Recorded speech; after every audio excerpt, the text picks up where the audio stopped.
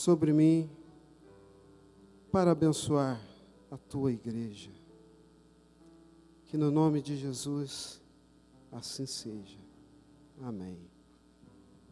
Glória a Deus. Saudando também os irmãos que estão em casa, né? Como diz o Estevão, hoje o dia está frio, né? Mas o Espírito Santo tem nos aquecido, né? E que vocês também sejam alcançados, né, pelo poder da palavra, que o Espírito Santo possa estar aí com vocês, operando as mesmas maravilhas da qual Ele tem para operar no meio de nós nessa noite. Amém, irmãos? A palavra da qual eu gostaria de tratar com os irmãos se encontra no livro de João, capítulo 4, do versículo 39 até o 42. Amém?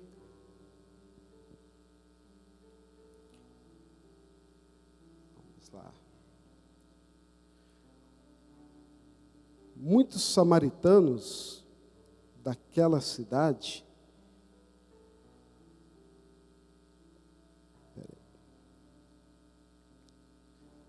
começando de novo. Muitos samaritanos daquela cidade creram nele, em virtude do testemunho da mulher que anunciara. Ele me disse tudo quanto tenho feito. Vindo, pois, os samaritanos ter com Jesus, pediram-lhe que permanecesse com eles, e ficou ali 2 dias. Muitos outros creram nele por causa das suas palavras. E disseram à mulher: já não é pelo que disseste que nós cremos, mas porque nós mesmos temos ouvido e sabemos que este é verdadeiramente o Salvador do mundo. Aleluia! Glória a Deus! Ah, Jesus, Tu és maravilhoso, Tu és tremendo.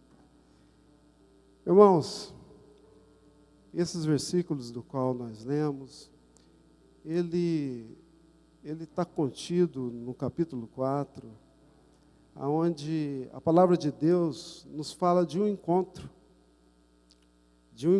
que mudou a vida de uma mulher. Inicialmente de uma mulher, mas o propósito que Deus tinha naquele dia não era somente para aquela mulher, porque a obra de Deus, ela é completa. O Senhor, quando Ele quer agir, Ele faz de uma forma maravilhosa, né? E esse encontro se dá com aquela mulher samaritana, né, que tinha por hábito buscar água para seus afazeres, né, para alimentar o gado. E Jesus, saindo ali em viagem, Jesus saiu da Judéia para a Galiléia. No caminho, né, ele parou ali em Samaria, na cidade de Sicar, e parou ali no poço de Jacó para descansar. Seus discípulos saíram para ir à cidade e ele ficou ali, descansando. Porém, eu creio que o intuito dele não era apenas descansar, porque o nosso Deus, Jesus, Ele trabalha até hoje. Ele veio dos céus, trabalhou, pelejou, deixou exemplos, deixou ensinamentos e cumpriu o seu propósito de salvação para nossas vidas. Porém, Ele subiu, preparou lugar para nós, e junto do seu Pai trabalha até hoje. incessantemente para que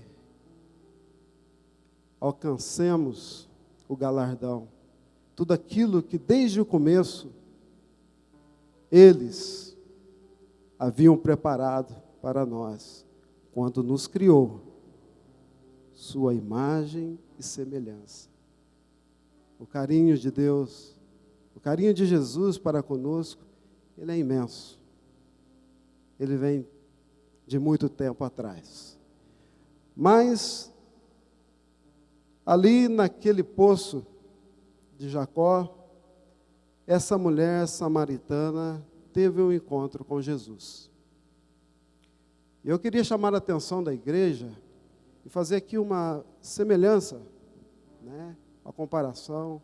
Vamos usar a vida dessa irmã em exemplo as nossas vidas, né? A mulher samaritana, ela era uma pecadora, irmãos. Ela diz aqui a palavra que ela foi buscar a água por volta da hora nona. E a hora nona, segundo alguns estudiosos,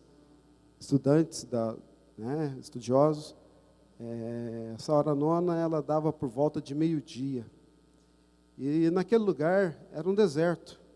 Então o sol estava no seu ápice, né? O sol queimava e Jesus ali sentado, querendo beber água, né? Mas ali sentado. E Jesus. Na verdade, ele estava esperando por ela. Na verdade, ele esperava por ela.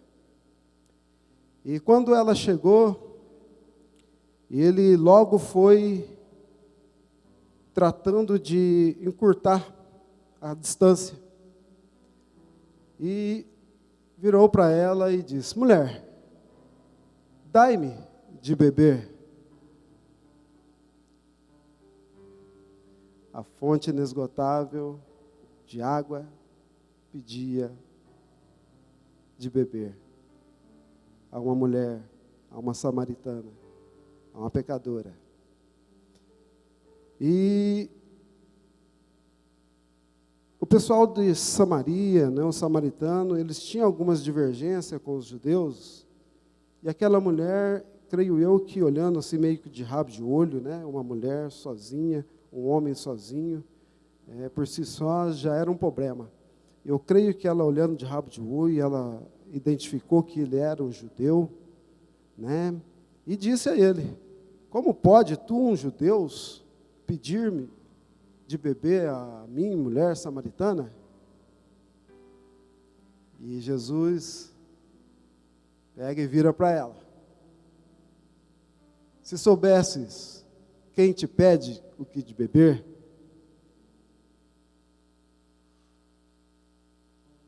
você quem pediria a água, e eu te daria de uma água da vida, uma água da qual você nunca mais voltará a ter sede. E ela, sem entender nada, ela questiona. Eu pedi para fazermos uma comparação entre a mulher samaritana e nós, a igreja, porque um dia nós tivemos um encontro com Jesus. E muitos, logo de cara, já entendeu o intuito verdadeiro desse encontro. E outros demoraram um pouco mais para entender. Porém, aqueles que já entenderam, essa mulher, ela nos deixa uma lição da qual é a tônica dessa palavra de hoje, né? Que traz o título: Jesus, o Salvador que o mundo necessita. E muitos de nós estamos ali, já encontramos com Jesus, porém, ainda precisamos de entender o verdadeiro propósito. Entender o verdadeiro propósito que Ele tem para nossas vidas. E ela pega meia confusa, voltando ao texto, ela meia confusa, como me ofereces de água para beber, água da vida, se nem um vasilhame tem para retirar do poço, o poço é fundo, né? Como vai me dar dessa água? E ele pega e retorna a ela, dizendo que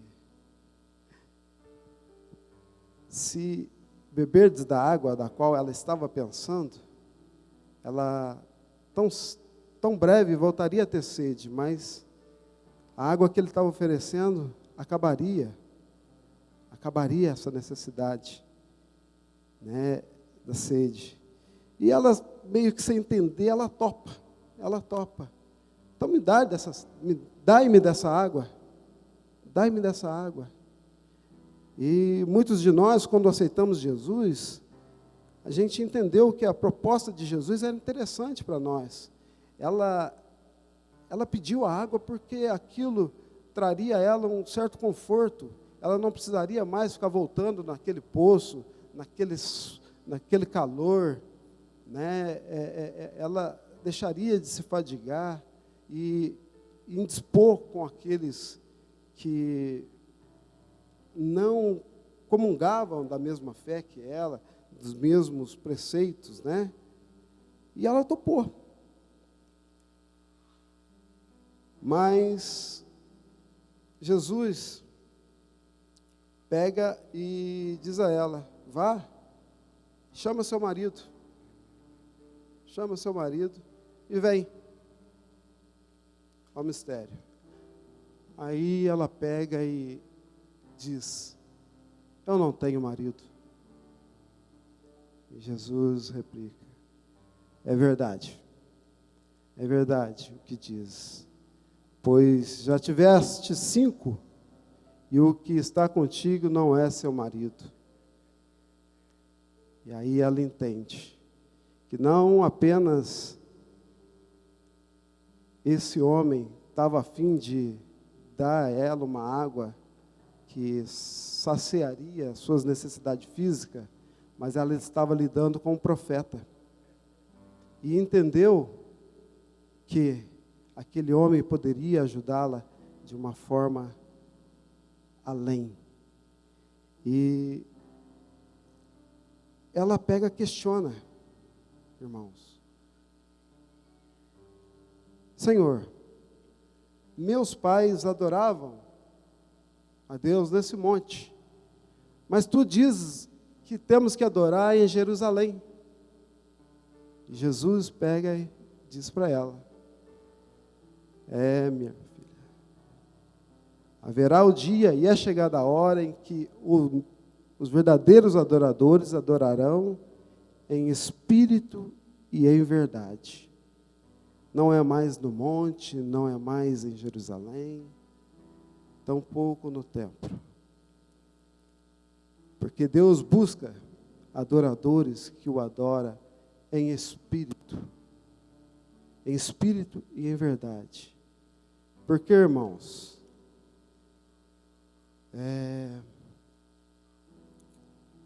diz a palavra que sem a fé é impossível agradar a Deus. Em Hebreus capítulo 11, no versículo 11, versículo 6, essa verdade nos é mostrada. Que Deus quer que o adoremos, mas o adoremos em espírito e em verdade. E aquela mulher, aos poucos, foi entendendo. E logo que ela entendeu, ela teve um ato que eu gostaria que nós resgatássemos. Ela logo que entendeu, ela saiu correndo e foi dar o testemunho do que havia acontecido com ela. Então, irmãos, o que eu quero passar para vocês nessa noite? O Senhor já teve um encontro conosco, mas tem muita gente lá fora que precisa ter esse encontro. E muitas das vezes, do nosso lado, em nossos lares, aqui na igreja, sentado do nosso lado, também precisa. Tem irmãos que precisa ter um encontro verdadeiro. Precisa caminhar um pouco mais na fé. E nós, que já entendemos que é necessário que assim seja, precisamos ajudá-los. Precisamos, irmãos, pegar na mão, dar exemplos com a nossa própria vida. A nossa vida tem que falar por nós, porque a fé sem obra é morta, né? E a palavra de Deus também nos fala que somos responsáveis em ajudar uns aos outros na caminhada, né? E eu tenho vivido nos meus dias esse desejo ardente de falar desse amor, falar desse Cristo que mudou a minha vida. Eu entro em rodas de assunto com amigos, né? Seja qual o assunto que a gente está falando, eu me ponho de forma contida. Mas se tem uma oportunidade de falar de Jesus, eu me acendo. Eu me acendo. E isso tem alegrado muito o meu coração. Porque eu acredito, irmãos, que aquilo que nós recebemos de bom, nós devemos passar. Não podemos ser egoístas. A palavra de Deus, Jesus, quando ressuscita e visita aqueles 11 discípulos, ele deixa ali expresso de uma forma muito clara: ide por todo o mundo e pregai o Evangelho a toda criatura. Irmãos, o mundo lá fora necessita de que sejamos obedientes.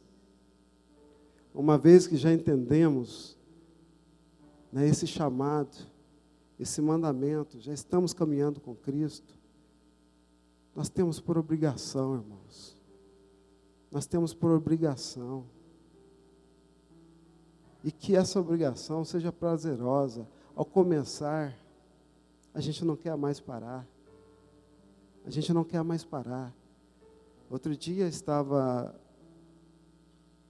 conversando com o irmão Lírias, ele foi almoçar conosco lá, e eu pude compartilhar com ele um pouco das experiências que o Senhor tem me proporcionado, né? Achegando-me a pessoas que, de repente, elas começam a falar das dificuldades da lida, da vida dela, e o Espírito Santo fala assim comigo: vai perder a oportunidade? E eu fecho meus olhos assim, né? Em pensamento, fecho os olhos não, em pensamento eu logo acesso ao Espírito Santo e peço condução para as minhas palavras, para que eu possa ajudar aquela pessoa de uma forma que possa esclarecer, trazer luz para ela.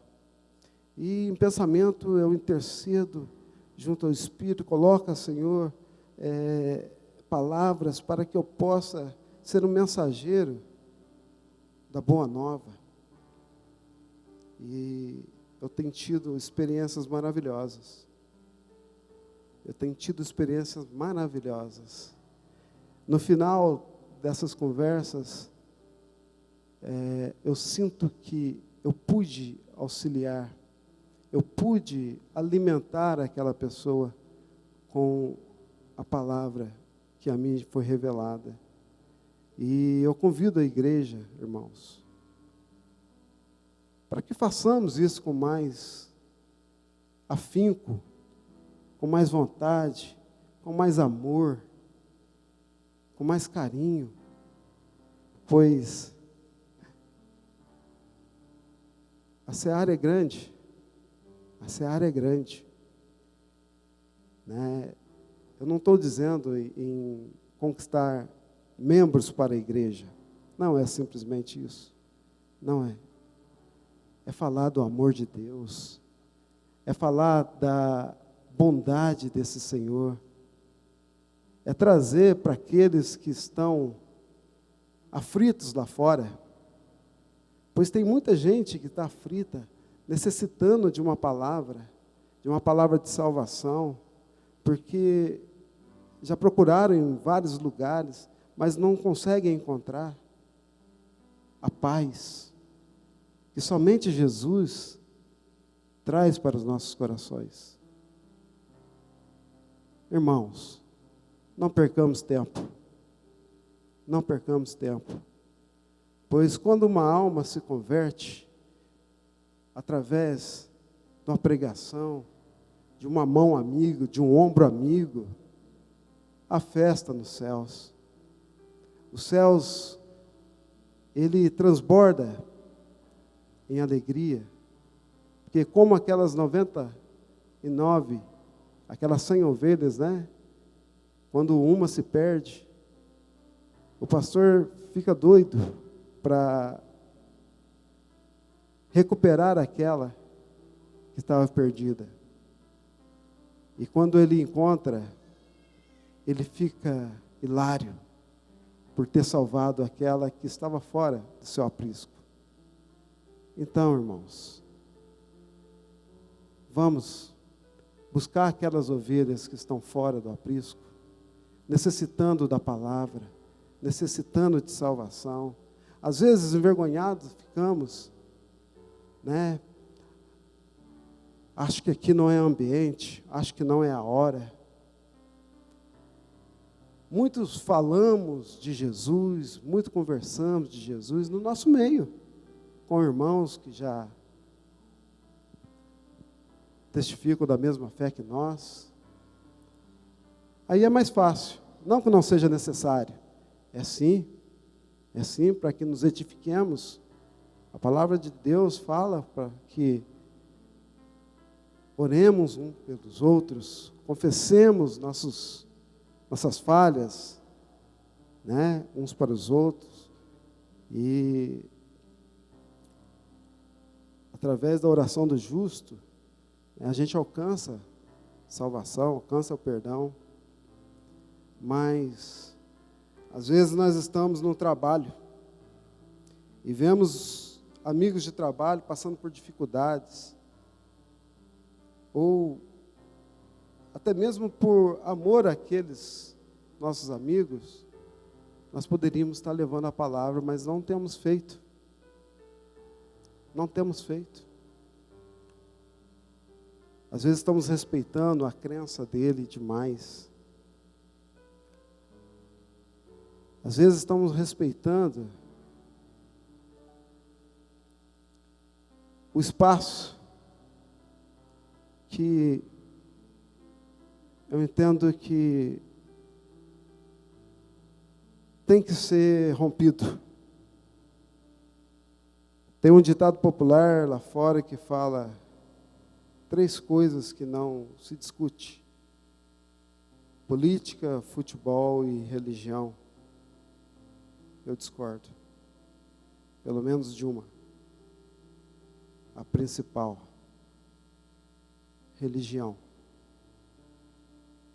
Não que temos que ser religiosos, mas temos que ser defensores do Evangelho, da verdadeira palavra, da palavra anunciada e revelada pelo Espírito Santo. Temos que ser defensores da verdade. E é numa conversa saudável que a gente começa a colocar na cabeça no entendimento daqueles que estão no nosso dia a dia, a verdade que Deus tem revelado aos nossos corações. Por mais pouco que conheçamos da Bíblia, o Espírito Santo, irmãos, ele nos revela, através mesmo do nosso testemunho, do testemunho de irmãos. Às vezes não é tão necessário sabermos de cor sorteado, porque muitos deram muitos frutos, sem sequer saber escrever o próprio nome, sem saber ler uma palavra. Mas, através do Espírito Santo, que age na vida desses servos que se dispõem, a ação é concreta. A ação é concreta. E vidas são restauradas, vidas são alcançadas. Irmãos, eu digo-vos que não tenhamos vergonha do Evangelho, pois o mundo lá fora, o inimigo, ele está tão voraz que eles não têm vergonha de anunciar, de levantar bandeiras de atos pecaminosos. Eles não têm vergonha de levantar bandeiras, de ir para a rua, fazer passeata, fazer manifestos de coisas pecaminosas. E nós que temos a palavra viva, nós que temos conhecimento da verdade, às vezes estamos guardando dentro da gaveta. Como eu disse, às vezes é fácil falar em ambientes que é favorável, mas tem ambientes que a gente deixa de ser cristão e omite essa palavra que tem que ser anunciada. Às vezes, essa palavra pode até estar sendo um pouco enfativa, mas é a verdade que Deus colocou no meu coração, é o sentimento que eu tenho, e sinto que é a mensagem que Deus tem pedido para a sua igreja. Levanta, igreja.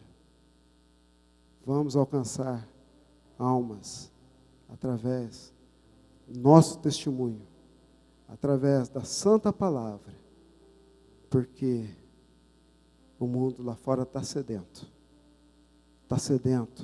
de vida, sedento de amor, sedento de esperança.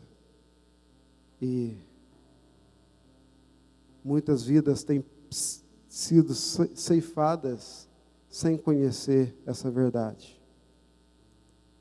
Vejamos aí essa doença, esse vírus que tantas vidas tem levado.